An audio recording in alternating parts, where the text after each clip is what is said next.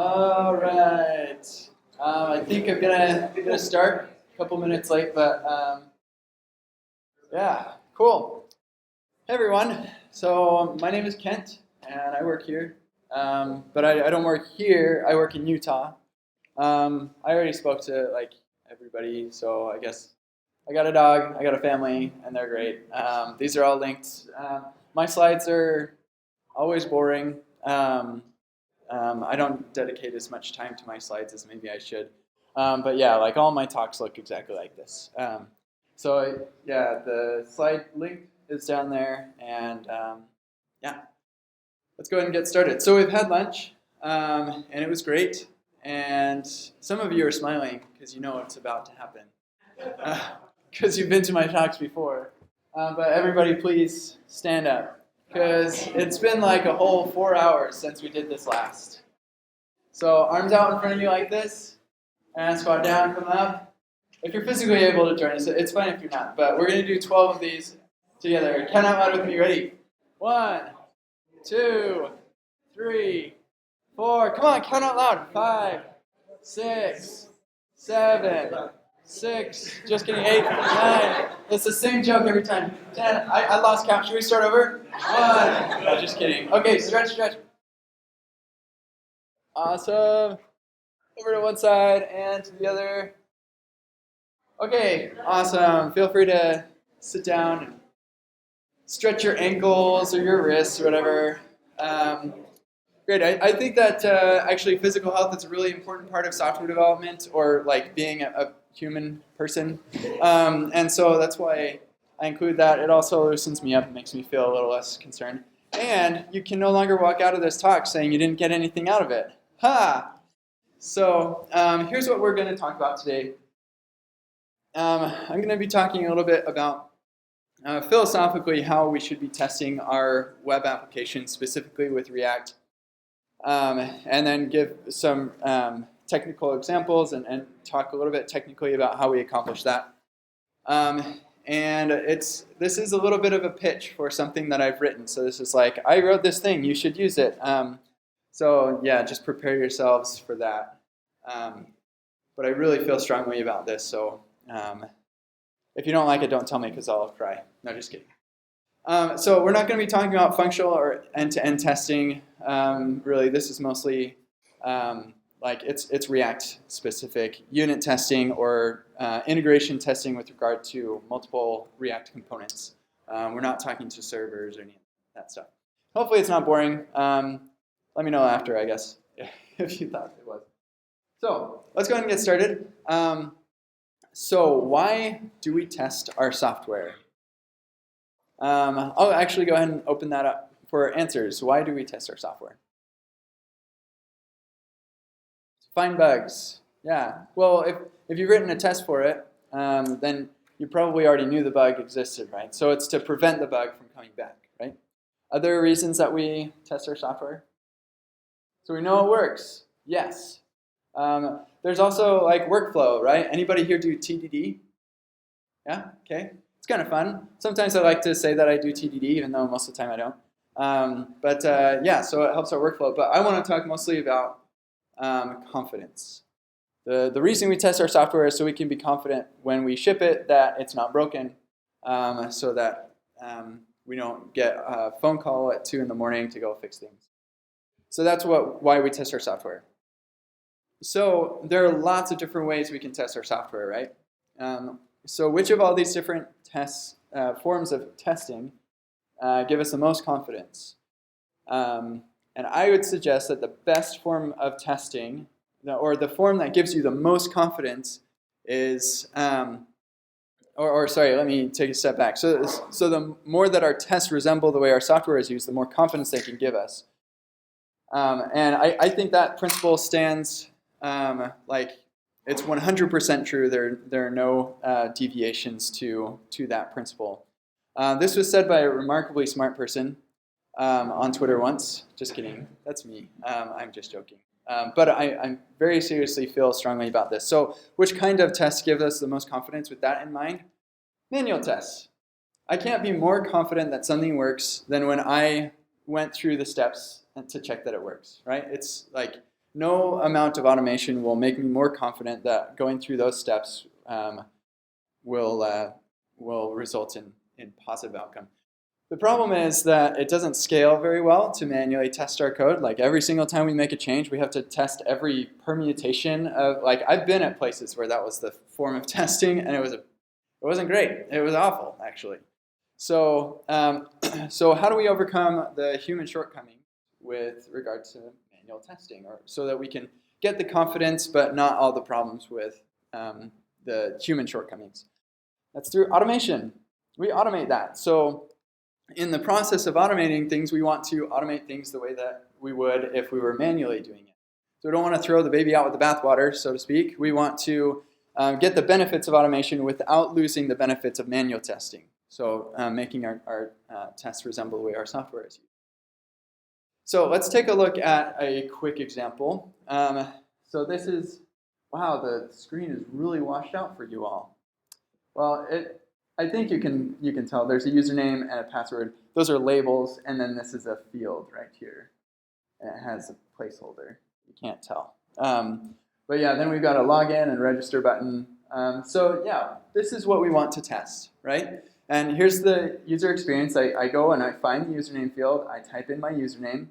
And then I go and find the password field. I type in my password. And then I look for the button that says submit, and I click on that button. If I was a manual tester, that's how I would test this. Like you give me a sheet and you say, here's the username and password, just fill out the form, and that's a test, right? So that is the process of manual testing. That is how our automated test should look like. It should look like, resemble that sort of thought process. So here's the state of the art on testing right now, testing React specifically. So you're going to be using Jest. If you're not using Jest yet, then you should definitely look into it. If you have and you're still not using Jest and you're not going to, come talk to me and I'll convince you to use Jest. Or I'll try to understand why you don't like Jest, and then I'll explain why you're wrong. Just kidding. I have very strong feelings about this too, I guess. Jest is really, really good. And the way that Jest the way that Jest works is it actually runs in Node. So it's not running in the browser. And like some pieces of it can actually, but for the most part, it's not running in the browser. And you normally wouldn't. It's going to run in Node. So the way that it makes our React stuff work, because React, at least most of the React we're writing, depends on the DOM. The way that works is it uses a tool called JSDOM, which is a JavaScript implementation of the DOM that works in Node. And so you can like document.createElement and all of the magic stuff that you're used to doing in the DOM, you can do it in Node with JSDOM. And then for like at least 2 years, I'm not sure when it was released, but for quite a while, the de facto standard for testing in React is Enzyme. And they don't have a logo. And I looked up some pictures of Enzyme, and none of them made sense. So I just stuck with Enzyme as the text here. How many people here are using Enzyme right now to test? Okay, most of you. That is not a surprise. Anybody using the library I'm about to talk about? Yeah, all right, early adopters. Yeah, so that's the state of the art today. So let's take a look at the example. You cannot read that code. I checked earlier. I'm sorry, it's actually, you know what? I wonder if I can do this really quick. We'll see right here, and I'll zoom in on it. Okay, that's better. So you can see that, right? Hopefully, a little bit. Yeah, so we've got a form. A form component takes an onSubmit and children, and we're using that in our login here. So our login takes this onSubmit, forwards that onto the form, and then we have these labeled input fields, which just accept a label. And then we have a submit. And this form takes care of calling the onSubmit with the values of the form.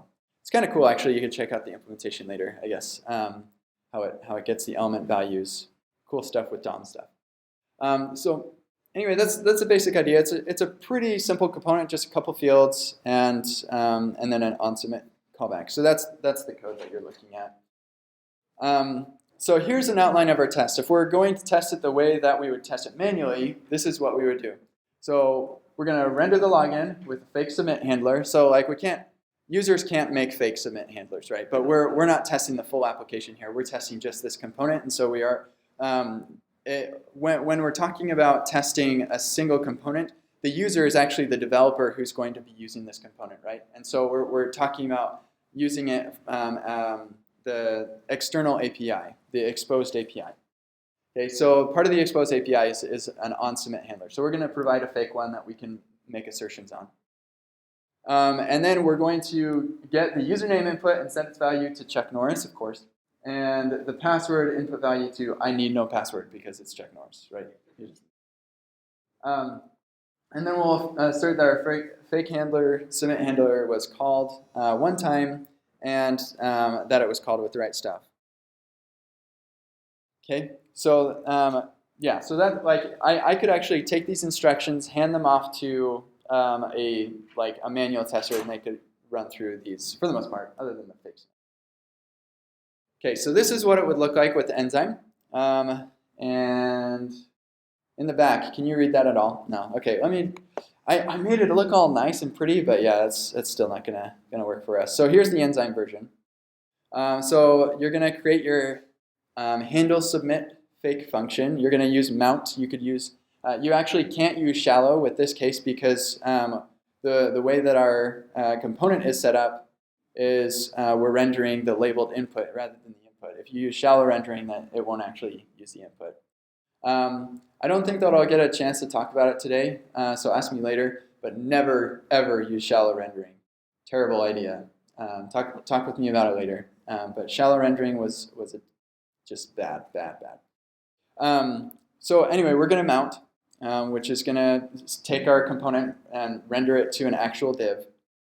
And then we're going to take this wrapper thing, which has some fancy methods we can call on it, and we need to get the username input. So we're going to find the inputs, get the first one, get the host node so that we can get the actual a wrapper around the node, and then get the instance, which will finally give us the node. This is like bonkers to me, but this is the way that you get a DOM node from a Enzyme wrapper. We'll set the value of that DOM node to Chuck Norris, and then we'll do something similar to get the password. And then we'll get the form, and we'll simulate a submit on that form, and we don't need that. Whoops. So yeah, we're going to simulate a submit on that form element, and then we'll verify that our submit was called once and that it was called with the right information, right? There's plenty of seats up here in the front. Don't be shy. You'll be able to see the code better, so there's that. Okay, so that's pretty standard Enzyme test right there for this form. So there are a couple things that I don't like about this. I'll stay here, I guess. I don't like that for me to, well, first of all, I don't like getting the DOM node through like this really weird API. I feel like that's kind of silly. But then what if I decided, like, let's think about a couple of the things that could actually break this test. So one thing that could break this test is I swap those. And now, actually, it technically wouldn't break the test, but it would break the experience, and my test would continue to work. And so that wouldn't, that's not optimal. Another thing that I am not super excited about is that like just all of the extra work that I have to do to interact with these DOM nodes, like especially the extra APIs I have to learn to use Enzyme. It's huge. So let's take a look at an alternative approach. And I'm mostly going back to the slides to show you that I did have a really pretty picture for you, and then I'm going to go back to the code so you can actually see it. So actually, who knows who TJ Holowaychuk is? Okay, big guy in the node, like back in the day, and now he deserted us for Go. He took this picture. Isn't that cool? It just like randomly showed up. Okay, so here is like when I was using Enzyme heavily and running into some weird APIs and like, oh, why do I have to call wrapper.update all of a sudden? Like, this is so weird. I stopped and thought, okay, so do I really need Enzyme? What is Enzyme giving me? And so I switched over to just using React DOM and just rendering it React DOM. I create my own container node and render to that container node, and then I can use like normal DOM APIs. And so now I'm doing a similar thing. I'm getting all my inputs. I'm taking the first one, that's the username. The second one is the password. And then I'm just getting the form, and I'm using React's simulate to simulate a submit event on that form. Cool. And then my assertions are going to be exactly the same. So yeah, this is pretty cool. But with both of these approaches, this isn't actually anything like our outline. So we had the outline up here. We need to get the username input and set its value to check Norris. Okay, so if I look at my code here, there's nothing here that says the input at index 0 is the username input, right? It's just like it's the first input. So maybe I should change my test or my outline, right? Get the first input and enter the user. But that's not how a manual user would test this code. A manual user would say, okay, so I have a username that I need to enter, check Norris. So let me find the username field. And even if those two things were swapped, like the password's on top for some weird reason, they'd still probably be able to test things, because what they're looking for is the label. They're not looking for the order.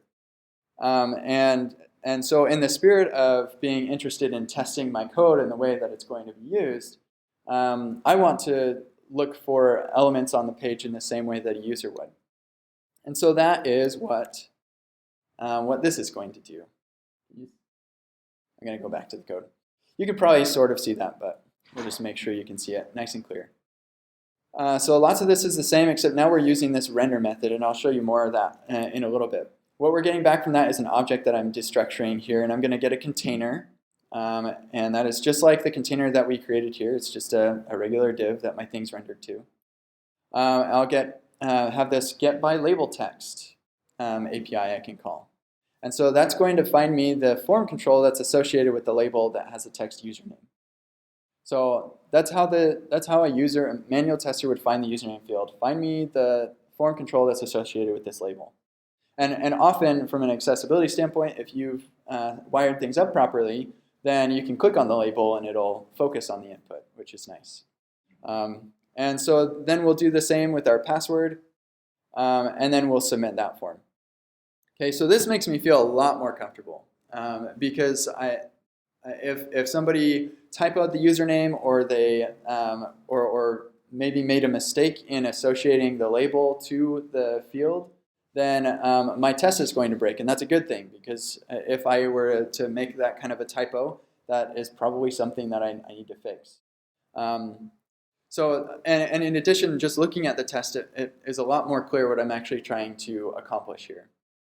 In fact, I wouldn't even need to give this a variable name for it to be clear what's going on, right? Just get rid of that. And I say, okay, get the username and set its value. So that, to me, that resembles the way that the user uses my software a lot better. So one other thing, just to take it a step further, that I'm not a huge fan of is this simulate thing. I want to fire actual events. The user's not going to be simulating events.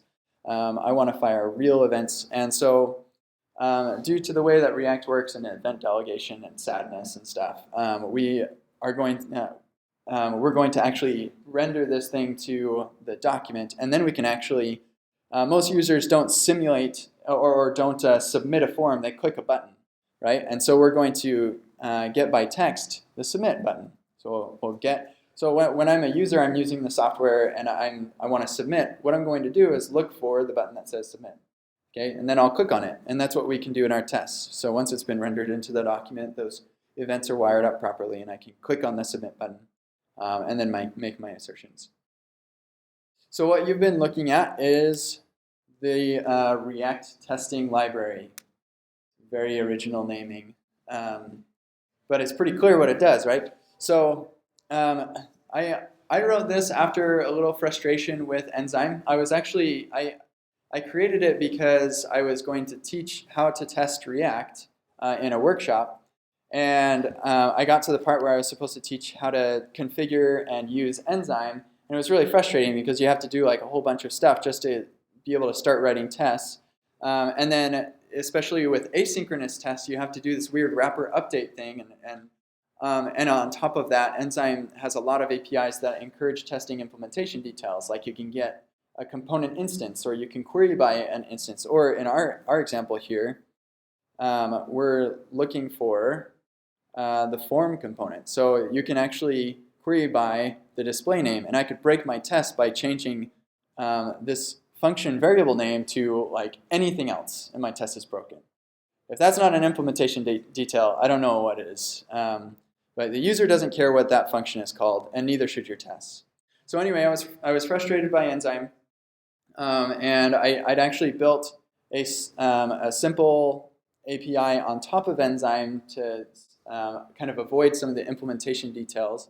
And in the process of doing that, I realized I didn't need Enzyme, and I just used React DOM, and then poof, React testing library. So it's actually pretty small, but it provides some really, really valuable utilities for testing your software in the way that a user would. So the render, you saw that. Simulate is actually just React DOM's regular simulate. So if you want to use simulate, it's included in React testing library. You don't have to have a separate import. That's pretty much all it's useful for. But if you want to do like real actual events, you can do like node.click or .focus, but then there's like some other events that you don't have functions for. So you have this fire event, which will allow you to fire any event and provide any information on it. And it fires an actual DOM event. And with those, you need to render into document and then clean up the document after your test is finished, so that you don't have memory leaks, which is no fun. And then there's also for asynchronous tests, there's this wait utility and a wait for element. So actually, we're going to look at an example of asynchronous tests in a little bit where we're using that. So that's actually the entire API of the React testing library. The render method provides a couple extra niceties that we'll look at. So first, you're going to get, when you render a component, you'll get back the container that it was rendered to. And by the way, the render into document is the exact same. You get the exact same stuff back. So you'll get the container that your elements were rendered to. And that is just a regular DOM node, a div, and you can do query selector and whatever else you want to with that. Container.firstChild is going to be the root of the component that you rendered, because that's how the DOM works. That's one of the things I love about this is like the documentation is pretty small because most of the documentation is just like learn the DOM, and you go to MDN to learn that. It's pretty cool. So we also expose a re-render, so you can re-render on the same container with different props or whatever. Unmount, because you want to test your like unregistering stuff, whatever. And then here's where things get cool. Get by label text to get input fields by the label. Get by placeholder text, not as accessible, but if you're not providing a label, then this is okay, sort of. So finding images, get by alt text, and then get by text. So find the submit button. And all these things are the way that, with the exception of the get by alt text, all these things are the way that visual users will, or even non-visual users like screen reader users, will find your elements. Screen reader users will use get by alt text. Visual users will like, it's a picture. Like I couldn't write a selector that was like find me this picture. And then finally, as kind of an escape hatch, we have this get by test ID, and we'll like look at what that looks like here in just a sec.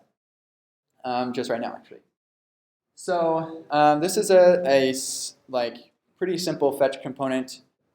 We have some state. We have component did update. Whenever the component updates, we'll check if the props or the URL is different, and if it is, then we'll call this fetch function. And then fetch is going to use Axios to fetch that URL and then set the data, and then we'll render out the data. We're going to call it a greeting. Okay. So the way that we test this is, I'm not going to talk about like how to mock things. We can talk about that later if you want. I've actually got a blog post called "But Really, What is a JavaScript Mock?" I'll teach you everything that you need to know about mocking with JavaScript and Jest in particular. But anyway, we have this Axios mock. We're going to say that the get is going to resolve to this data. And then we'll set our URL. We'll fetch to that URL, and then we'll simulate a click event, get by text fetch. So we'll click on the button that makes the fetch call happen. And this is where things get interesting. So with asynchronous tests, it's always like with testing asynchrony with React, it's really frustrating, and because it is, yeah, it's just kind of tricky. But with this wait for element or wait utility, it's actually quite simple. So, and it furthers the concept of testing the way that the user would test it. So we make our test async. I love you async await.